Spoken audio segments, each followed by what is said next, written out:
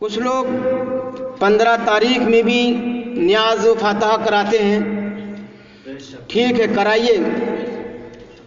اصل تاریخ جو ہے وہ 15 ہی ہے آپ کے وصال کی، لیکن 22 تاریخ میں بھی نیاز فاتحہ کرانا کوئی منع نہیں ہے. یہ ایک پھیلا رکھا ہے کہ اس میں نیاز نہیں کرانا چاہیے. صحیح نہیں ہے، وہ اور لوگوں کی تاریخ ہے. ہوگا کسی کی تاریخ ہوگی، لیکن جب نبی کا دیوانہ حضرت امام جعفر صادق رضی اللہ تعالی عنہ کی نیاز فاتحہ 22 رجب کو کراتا ہے تو وہ کسی اور کی تاریخ ذہن میں رکھ کے نہیں کراتا، بلکہ امام جعفر صادق رضی اللہ تعالی عنہ کی محبت میں کراتا ہے، ان کی محبت میں کراتا ہے. اور سرکار فرماتے ہیں، میرے آقا نے فرمایا انما الاعمال بالنیات، اعمال کی دار و مدار نیتوں پر ہے. تو ہماری جو نیت ہے وہ کسی اور کی تاریخ منانا نہیں، بلکہ امام جعفر صادق رضی اللہ تعالیٰ عنہ کی تاریخ منانا ہماری نیت ہے. تو آپ 22 تاریخ میں کراتے ہیں کرائیے، لیکن بہتر ہے آپ 15 میں کرا لیں، کیونکہ یہ تاریخ اصل ہے، بہتر ہے یہ. لیکن 22 میں بھی منع نہیں ہے. امام جعفر صادق رضی اللہ تعالیٰ عنہ کی نیاز کی بہت برکتیں ہیں. یہاں تک بتایا گیا کہ اگر کوئی بھی انسان امام جعفر صادق رضی اللہ تعالیٰ عنہ کی نیاز فاتحہ کرائے گا عقیدت کے ساتھ میں، محبت کے ساتھ میں، پیار کے ساتھ میں، تو نیاز فاتحہ کرانے کے وقت میں جو مانگے گا اللہ سے ملے گا، جو مانگے گا. یہ بہت اہم بات ہے، خاص بات میں آپ کو بتا رہا ہوں. جس کی جو مراد ہو تو وہ امام جعفر صادق رضی اللہ تعالیٰ عنہ کے نام کی نیاز فاتحہ محبت سے کرائے، پیار سے کرائے، اہتمام کرے، اور اس کے بعد میں جو جائز تمنا ہو دعا کرے، انشاءاللہ ضرور پوری ہوگی، ضرور پوری ہوگی. لیکن ہاں کچھ شرک کام ہیں ان کو نہیں کرنا چاہیے. دیکھا گیا کہ کچھ لوگ اس موقع پر گاگر وغیرہ گھماتے ہیں، یہاں پر ہو یا نہ ہو لیکن چلتا ہے. بہت سی جگہوں پر اس چیز کا بائیکاٹ کر دیا گیا، لیکن ہماری جو خواتین جو ہیں یہ زیادہ منبس ہیں اس معاملے میں. تو یہ شربت وغیرہ کیا بھرا جاتا ہے اس موقع پر بھی، اور ایک محرم کے موقع پر بھی یہ ہوتا ہے، یہ سب کچھ ہوتا ہے. تو یہ گاگر وغیرہ جو ہے، چاہے وہ یہ موقع ہو یا محرم کا موقع ہو، کوئی بھی موقع ہو، اس پر ہاتھ رکھ کے دعا مانگنا یا اس کو دعا کا وسیلہ بنانا یا اس کو دینداری سمجھنا، یہ سراسر ناجائز ہے، سراسر ناجائز ہے. اس کی شریعت میں کوئی بھی اس کا کوئی وجود نہیں ہے. تو ہمیں ناجائز کاموں سے بچنا چاہیے، اور جو جائز ہیں ہمیں وہ کام کرنا چاہیے. امام جعفر صادق رضی اللہ تعالی عنہ کا مقام بہت بڑا مقام ہے، بہت اونچی شان ہے. جبکہ حضور سیدنا امام جعفر صادق رضی اللہ تعالی عنہ غوث اعظم کے نانا ہیں. کون ہے؟ غوث اعظم کے نانا لگتے ہیں. حضرت امام جعفر صادق رضی اللہ تعالیٰ عنہ غوث اعظم کے نانا، اور حضور خواجہ غریب نواز رضی اللہ تعالیٰ عنہ کے دادا لگتے ہیں امام جعفر صادق. اور امام زین العابدین کے سگے پوتے ہیں. اوپر چلیے، امام حسین کے سگے پر پوتے ہیں. جس طرح سے امام حسین رضی اللہ تعالی عنہ کا نام لینے سے مصیبتیں ختم ہوتی ہیں، اسی طرح سے امام جعفر صادق رضی اللہ تعالیٰ عنہ کا نام لینے سے بلائیں ختم ہو جاتی ہیں، پریشانیاں ختم ہو جاتی ہیں. تو اہتمام کرو امام جعفر صادق رضی اللہ تعالیٰ عنہ کی نیاز کا. کوئی انسان اگر منع کرے ہرگز اس کی باتوں میں مت آنا. جس طرح چاہو، جب چاہو ان کی نیاز کا اہتمام کرو. امام جعفر صادق رضی اللہ تعالیٰ عنہ کی شان سنو، ذرا زور سے بول دو. جس کو چاہیں جنت عطا فرما دیں. آئیے میں آپ کو بتا دوں، ایک مرتبہ इमाम जाफर सादिक रजी अल्लाह ताला अन्हो का एक पड़ोसी आपकी बारगाह में आया और आने के बाद अर्ज करने लगा, हुजूर मैं अपना मकान बेचना चाहता हूँ, हुजूर मैं अपना मकान बेचना चाहता हूँ।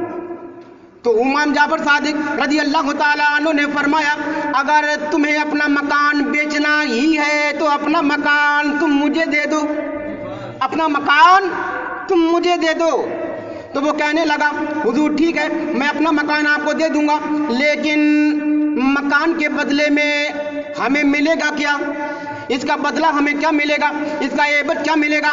तो हुजूर सैयदना इमाम जाफर सादिक रजी अल्लाह ताला अन्हु ने इरशाद फरमाया, ए इंसान, अगर तू यहाँ पर मुझे अपना मकान दे देगा तो इसके बदले में मैं तुझको जन्नत का महल अता कर दूंगा। जोर से बोल दो, अगर तू यहाँ मुझे अपना ये मकान दे देगा तो इसके बदले में जन्नत का एक महल मैं तेरे नाम कर दूंगा। लेकिन ईमान का सच्चा था, ईमान का अगर आज होता इधर उधर वाला का ये कैसे हो सकता है, ये तो कहता ना ये कैसे हो सकता है, ये कैसे हो सकता है। हजरात एक बात मैं और बता दूं आपको, देखिए जो मैं बोलता हूं, हवाले की बात जहां तक रह गई, अल्हम्दुलिल्लाह जो मैं बोलता हूं हवाला देने का वक्त नहीं होता है। हवाला जिसको लेना हो कोई बात नहीं, अच्छी बात है हवाला लेना, तो आप ऊपर आइए आराम से बैठिए, इंशाअल्लाह कुरान का भी हवाला मिलेगा, हदीस का भी हवाला मिलेगा, बुजुर्गों का भी इंशाअल्लाह आपको हवाला मिलेगा। और दिल में तो ये रखिए कि आलिम खुद हवाला होता है, आलिम खुद हवाला होता है। जहां पर आलिम बोलता हो वहां पर शक नहीं करना चाहिए, क्योंकि आलिम कोई भी इंसान आपको गुमराह कर सकता है, लेकिन आलिम दीन कभी भी तुम्हें गुमराह नहीं कर सकता है। आलिम दीन तुमको सही रास्ता बताएगा, सही रहनुमाई तुम्हारी करेगा। तो आलिम दीन को खुद हवाला समझा करो, लेकिन हवाला मांगने में कोई दिक्कत की बात नहीं है। जो हवाला मांगते हैं मैं उनसे बहुत खुश होता हूँ, लेकिन मोहब्बत के साथ में आइए, इंशाल्लाह हवाला दिया जाएगा।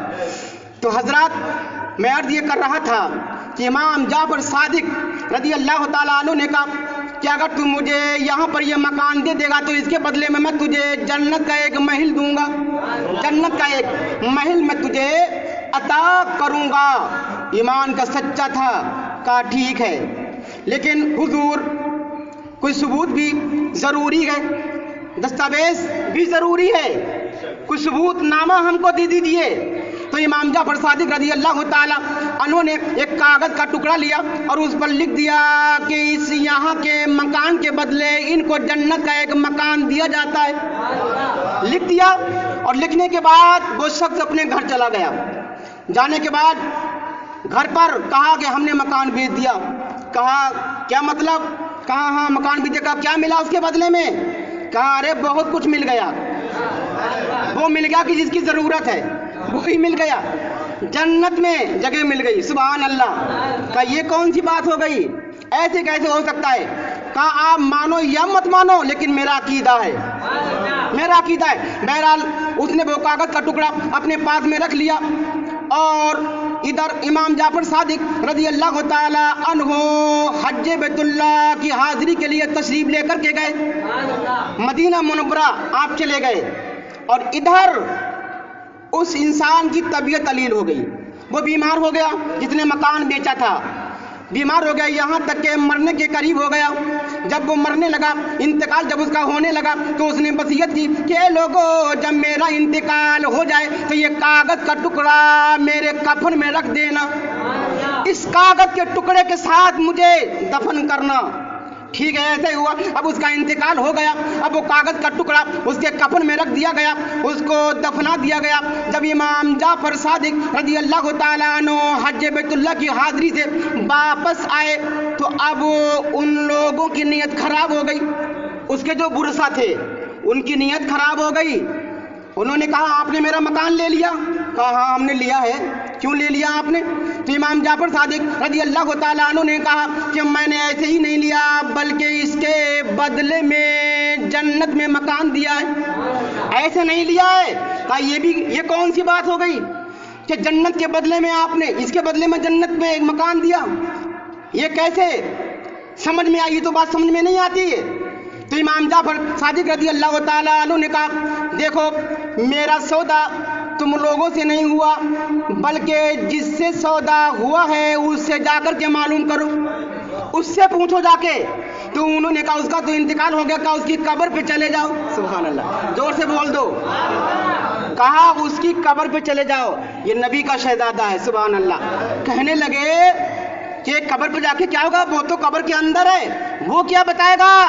कहा अली का शहजादा बोल रहा है, कोई और नहीं बोल रहा है, नबी का नवासा बोल रहा है, जाके तो देखो।